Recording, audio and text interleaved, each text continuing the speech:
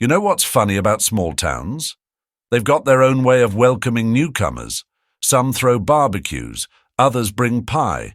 But in Millbrook, South Carolina, well, let's just say their welcome wagon came with handcuffs and a lamppost. I'm Bob Williams, and at 54, I thought I'd seen it all in my 3 decades of police work in Chicago. But nothing, and I mean nothing, could have prepared me for what happened that spring morning when 2 local cops decided to teach the stranger a lesson.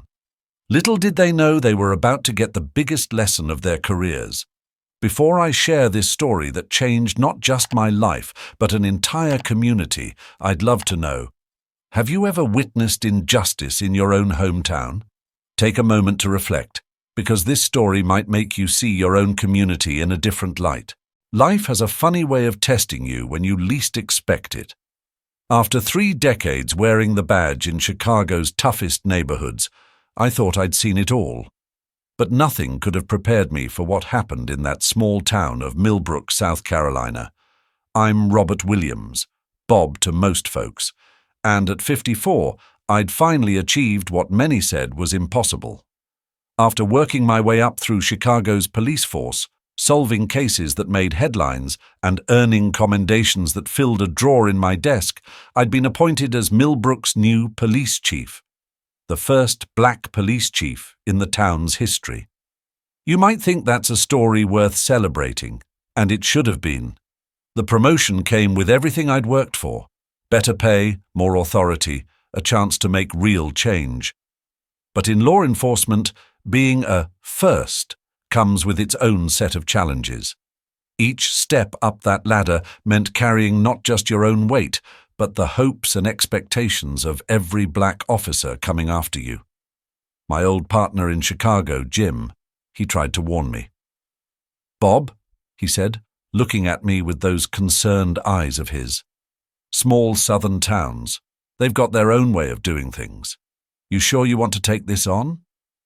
I just smiled and told him what my father always used to say. Change doesn't come to those who wait. It comes to those brave enough to step into uncomfortable places. Little did I know just how uncomfortable things were about to get. Millbrook was exactly what you'd expect from a small southern town, picturesque on the surface, but with undercurrents that ran deep. Main Street looked like it hadn't changed since the 1950s.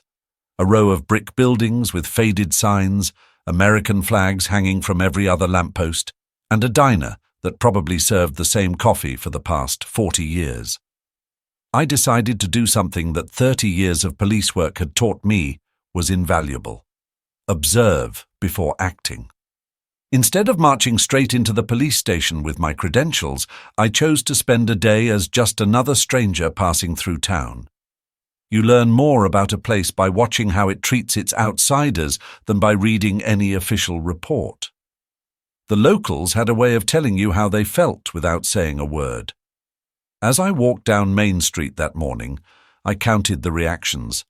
Shopkeepers who suddenly became very busy with their window displays, mothers who clutched their purses a little tighter, elderly couples who stopped mid-conversation to track my movement with their eyes. Every step I took wrote a story of unspoken boundaries and unwritten rules. What caught my attention most was how people interacted with the local police. 2 patrol cars sat outside the diner, and I watched as folks passed by. White residents would wave, stop for friendly chats. But the few black residents I saw, they kept their heads down, crossed to the other side of the street, did everything they could to avoid notice. That told me all I needed to know about what kind of policing I was walking into. "You lost, mister," a young clerk called out from the convenience store doorway, his voice carrying that false friendliness that really meant, "You don't belong here." "Just getting a feel for your beautiful town," I replied with a smile that had disarmed countless suspects over the years. "Thinking about staying a while?" He didn't smile back. "Well," he said, wiping his hands on his apron, "folks around here, we like things the way they are. Not much room for changes." I nodded, understanding perfectly what he wasn't saying. My decision to spend time observing was proving more valuable by the minute. Because tomorrow, when I walked into that police station wearing my chief's uniform, I needed to know exactly what I was up against. Not just the obvious resistance I'd face as their new black chief, but the deeper issues that had taken root in this town's soil. What I didn't know then was that some of Millbrook's finest were about to give me a front-row seat to exactly how deep those problems ran. And in doing so, they'd hand me the perfect opportunity to show this town exactly why change wasn't just coming. It was necessary.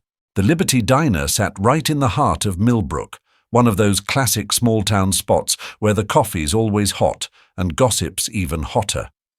I pushed open the door around 7 a.m., bell chiming overhead, and was hit by the smell of bacon and decades-old grease. Some things are the same no matter where you go. I chose a corner booth with a good view of the whole place. Old habits die hard, and 30 years of police work teach you to always know your exits. Plus, it gave me a perfect vantage point to observe Officers Brian Thompson and Steve Miller holding court at the counter. Thompson was the tall one, all swagger and sharp edges, the kind of cop who wore his badge like a crown. Miller was stockier, quieter, but you could see he followed Thompson's lead like a shadow. They were regulars here. That much was obvious from how comfortable they looked, coffee cups automatically refilled without asking. What caught my attention wasn't their presence. It was their power. Every time the door chimed, they'd look up, sizing up whoever walked in. White folks got friendly nods, maybe even a morning or two. But when Mrs. Chen from the dry cleaners came in for her usual takeout, their faces changed, smirks appearing like they were sharing some private joke.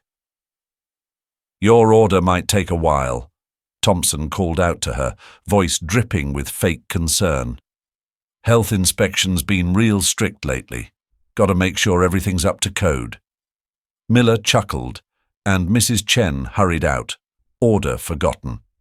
That's when Sarah, the waitress who must have been serving coffee here since before I was born, stopped by my table.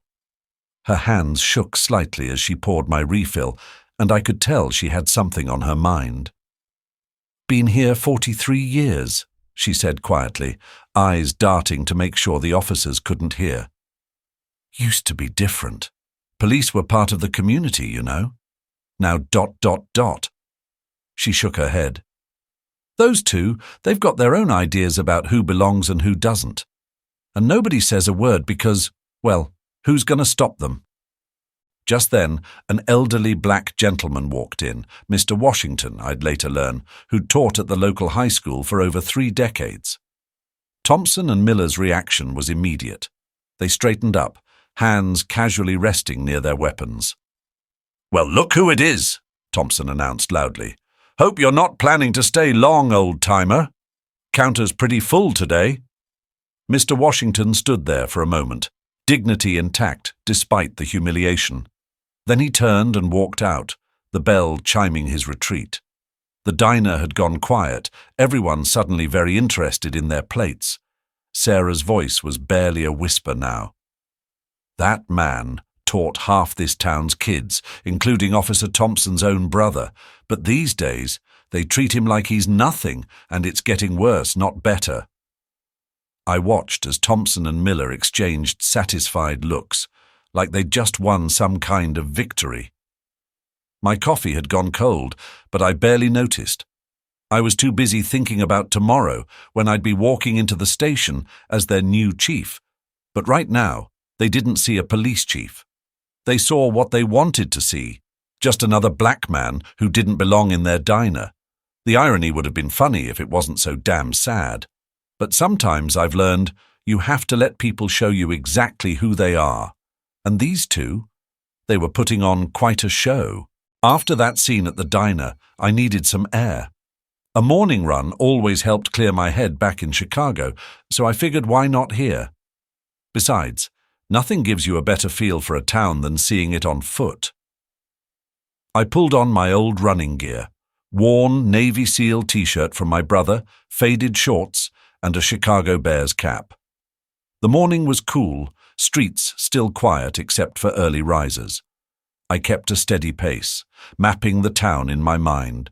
Residential areas to the east, small businesses clustered downtown, the high school sitting proud on its little hill. Everything seemed peaceful until I heard the slow crawl of a patrol car behind me. "Well, what do we have here?" It was Thompson's voice, dripping with that same arrogance from the diner. Their cruiser pulled alongside me as I ran. Pretty early for a jog, don't you think? I slowed to a stop, breathing steady, keeping my expression neutral. Miller was driving, Thompson leaning out the passenger window with that smirk of his. "Beautiful morning for a run," I replied, using the calm voice that had talked down countless hostile situations. "ID," Thompson barked, not bothering with pleasantries anymore. "Let's see what brings you to our quiet little town." I knew my rights, of course, knew they had no probable cause, but sometimes you need to let a situation play out. "Just getting some exercise," I said, maintaining eye contact. Last I checked, that wasn't a crime. That got under Thompson's skin. He stepped out of the car, hand resting casually on his holster, a gesture meant to intimidate. Miller followed suit, positioning himself behind me. Classic small-town intimidation tactics, but they were sloppy with it, too used to nobody questioning their authority. "Listen here," Thompson stepped closer, invading my personal space. "We've got a certain way of doing things in Millbrook. People know their place, and right now, you're not in yours." I could smell coffee on his breath, see the satisfaction in his eyes. He was enjoying this, and that told me everything I needed to know about how he wielded his badge. "Now," he continued, "we can do this the easy way or the hard way. Your choice." I've faced down armed suspects in dark alleys who were less obvious with their threats. These two had forgotten the first rule of true authority. You don't need to announce it. Real power speaks for itself. "The easy way sounds good," I said, letting them think they had the upper hand. Sometimes the best strategy is to let your opponent underestimate you. "What would that be?" "Simple," Miller chimed in from behind. "You finish your run heading straight out of town, and don't let us catch you around here again. 24 hours from now, I'd be their boss. But in this moment, I was just another black man they thought they could push around. The irony wasn't lost on me, but timing is everything. Sometimes you have to let a situation ripen before you pick the fruit. "I think I'll finish my run first," I said calmly. "Still got a few miles to go." Their reaction was exactly what I expected. Thompson's face darkened, and I could feel Miller tensing behind me. They weren't used to people standing their ground. But before they could escalate things further, destiny threw us a curveball, one that would set the stage for everything that followed. What happened next still plays in my mind like a scene from a movie nobody wanted to make. Thompson and Miller had already decided how this story was going to end. They just didn't know they were writing their own resignation letters. "You're not understanding your situation here," Thompson said, reaching for his handcuffs. "Maybe we need to make things clearer for you." The metal clicked cold against my wrists before I could even pretend to resist. Not that I would. 30 years of police work teaches you when to fight and when to gather evidence. They marched me down Main Street like a trophy, right to the lamppost in front of the courthouse. The symbolism wasn't lost on me. A black man being publicly humiliated in front of a building meant to represent justice. Some things haven't changed as much as we'd like to think. "Ladies and gentlemen," Thompson announced to the growing crowd, playing to his audience like a ringmaster at a circus, "this is what happens when outsiders don't respect our town's traditions." Miller secured me to the post, making sure the cuffs were just tight enough to be uncomfortable. The crowd's reaction told the story of Millbrook better than any history book could. Some pulled out their phones, recording everything.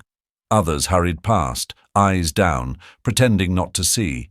That special kind of southern politeness that lets injustice flourish. A few nodded in approval. Probably the same folks who'd been letting this behavior slide for years. Standing there, feeling the morning sun start to warm the metal pole at my back, I thought about every black person who'd faced moments like this before me. My father, who'd survived worse in the 1960s. My grandfather, who'd seen things he never talked about. All those ancestors who'd stood tied to posts, trees, and poles, their only crime being the color of their skin. But there was a difference today. I wasn't helpless, and this wasn't going to end the way Thompson and Miller thought. "Got anything smart to say now?" Thompson taunted, clearly enjoying his moment of power. A few teenagers had stopped to film the scene, their phones capturing everything. Perfect. "Just thinking," I replied calmly, "about how history has a way of repeating itself, and how some folks never learn until it's too late."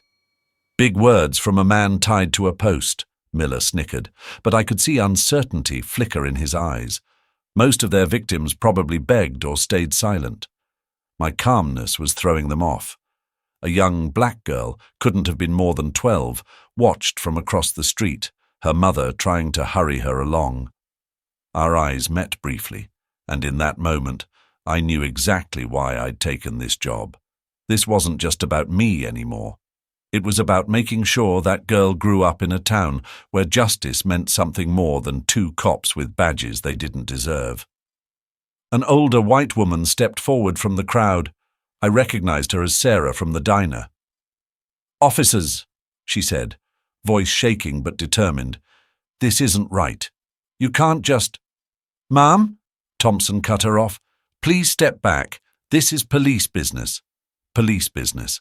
I'd heard those words used to justify a lot of things over my career, but watching Thompson and Miller strut around that lamppost, playing to their audience, I realized they'd forgotten the most important part of wearing a badge. It's not about power over people, it's about power to protect them. The sun climbed higher, the crowd grew larger, and social media was doing its thing. In a few hours, this scene would be viral, and Millbrook's dirty little secret would be exposed. Sometimes justice needs an audience, but right now, standing tied to that post, I was thinking about tomorrow, about walking into that police station wearing my chief's uniform, about the look that would cross Thompson and Miller's faces when they realized exactly who they'd tried to humiliate, about the changes that were coming to Millbrook, whether it was ready or not. Karma, they say, is a patient teacher. At 8 a.m. sharp the next morning, I walked into Millbrook Police Department wearing my freshly pressed chief's uniform, 4 gold stars gleaming on each collar. The station was buzzing with the usual morning activity until I stepped through those doors. Then it went quieter than a church on Monday. Thompson and Miller were by the coffee machine, still riding high from yesterday's entertainment. Thompson was mid-story, probably regaling everyone with his latest heroic deed. Then he saw me. I've spent 30 years reading people's faces, but I've never seen color drain from someone's face quite like that. "Morning, officers," I said, my voice carrying across the suddenly silent room. "I'm Chief Robert Williams. I believe we met yesterday, though the circumstances were—" I paused, letting the moment stretch. A bit less formal. Miller's coffee cup slipped from his hand, hitting the floor with a splash that nobody moved to clean up. Thompson's mouth opened and closed like a fish out of water, his swagger evaporating faster than morning dew in August. "But you were—" Thompson stammered, looking like he'd seen a ghost. In a way he had, the ghost of every bad decision he'd ever made catching up to him all at once. "Tied to a lamp post," I finished for him, keeping my voice level. "Yes, I was. Interesting welcome wagon you've got here in Millbrook." I turned to address the whole room. "Let's take this to the conference room. All officers now." The walk to the conference room felt like a funeral procession. Thompson and Miller trailed at the back, probably trying to figure out if they could make a run for it. The other officers, some looking ashamed, others secretly pleased, filed in silently. Once everyone was seated, I stood at the head of the table. The silence was thick enough to cut with a knife. "Yesterday," I began, "two of our officers demonstrated exactly why I was chosen for this position. They showed us, with stunning clarity, what happens when power goes unchecked. When badges become shields for bullying instead of symbols of protection." I pulled out my phone and played the viral videos that had been circulating since yesterday. Multiple angles showing Thompson and Miller's finest moment. Some officers shifted uncomfortably in their seats. Others stared at the table, unable to watch. "This isn't just about me," I continued. "It's about every person who's ever been harassed, humiliated, or hurt by officers who forgot their true duty. It's about a system that needs changing, and change." I looked directly at Thompson and Miller. "Starts today." Sergeant Martinez, a veteran officer I'd heard good things about, spoke up. "Chief Williams, I want to apologize. We should have stopped this behavior long ago." I nodded. "Yes, you should have. Silence in the face of wrongdoing makes us complicit. But today, we start fresh. Those who can't treat every citizen with respect, regardless of their color, have no place on this force." Thompson finally found his voice. "You can't just come in here and—" "Officer Thompson," I cut him off, "I'm not just coming in here. I'm already here. And your badges." I held out my hand. "They're not." The room watched in stunned silence as I collected their badges and weapons. Some officers nodded in approval. Others looked worried about what other changes might be coming. Good. A little worry can be healthy when you're cleaning house. "To the rest of you," I concluded, "remember this moment. Because from now on, things in Millbrook are going to be different. We're going to be the kind of police force this community deserves. One that protects and serves everyone equally." As Thompson and Miller slunk out of the room, their careers ending not with a bang but with a whimper, I caught a glimpse of Sarah from the diner through the station window. She gave me a small smile and a nod. Sometimes justice comes with a side of scrambled eggs and coffee. News travels fast in small towns, but social media travels faster. By noon, the story had exploded. Local news vans lined up outside the station like vultures at a feast, and my phone wouldn't stop buzzing with calls from every major network in the country. "Black police chief teaches racist officers unforgettable lesson," the headlines wrote themselves. But my focus wasn't on the media circus. I had a department to rebuild and a community's trust to earn. That afternoon, I called another meeting, this time including every officer, dispatcher, and civilian employee in the building. "What happened yesterday?" I began, looking around the room. "Wasn't just about two officers making a bad choice. It was about a culture that allowed those choices to seem normal." The room was silent. Every face turned toward me.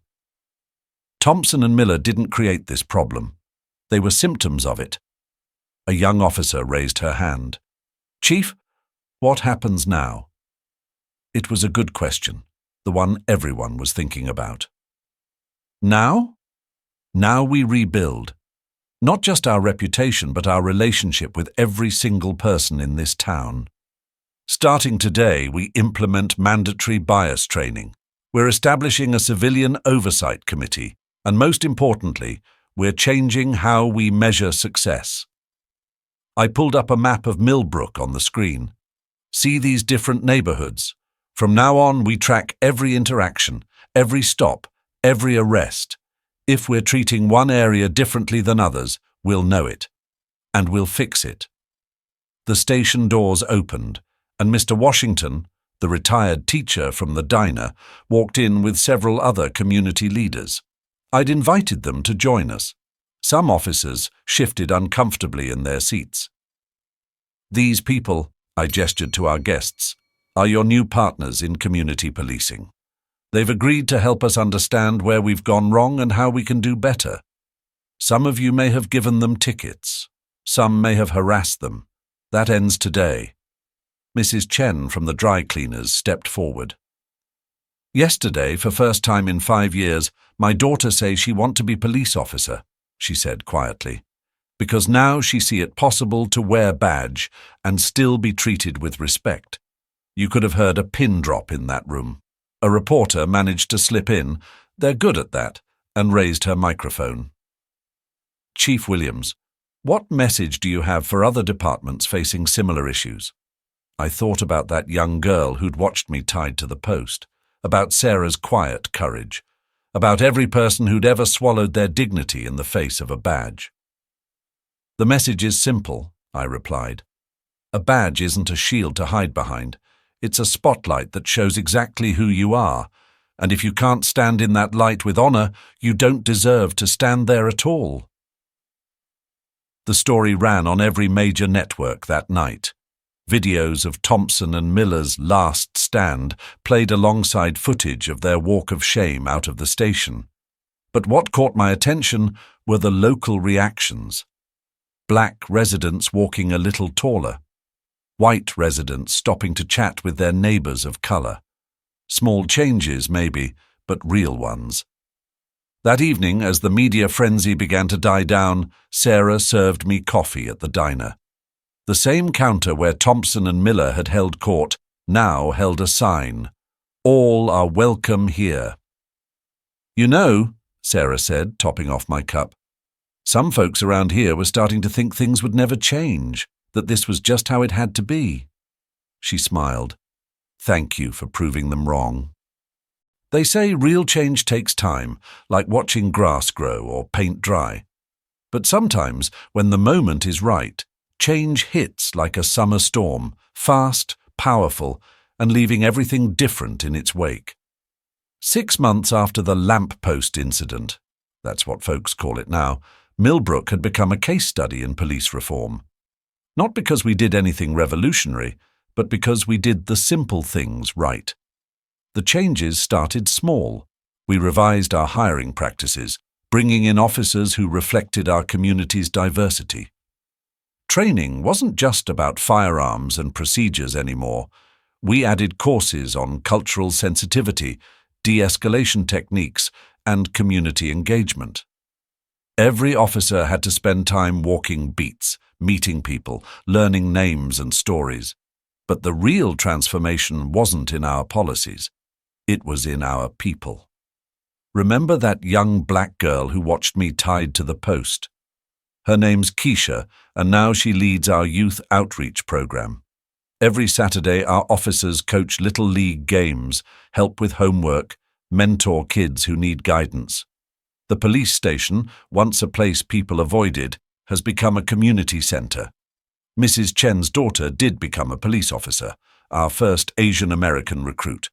When she graduated from the academy, half the town showed up to celebrate.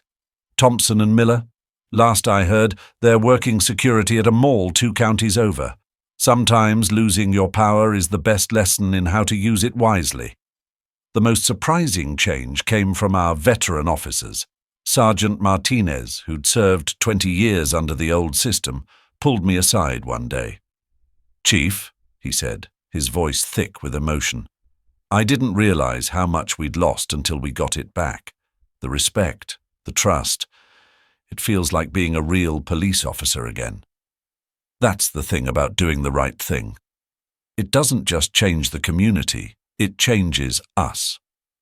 Every morning, I walk into my office and see 2 things. That old Chicago Bears cap I wore on my run, and a piece of the rope they used to tie me to that lamppost. They remind me that sometimes the worst moments can lead to the best changes. Last week, a reporter came back to do a follow-up story. She asked what I was most proud of. "Look around," I told her. "See that black teenager chatting with our patrol officer. 6 months ago, he would have crossed the street to avoid the police. See that white grandmother sharing cookies with her black neighbors. That's new too. But most importantly, see how our officers are walking their beats, not with hands on their weapons, but with open palms ready to shake hands. The reporter nodded, understanding.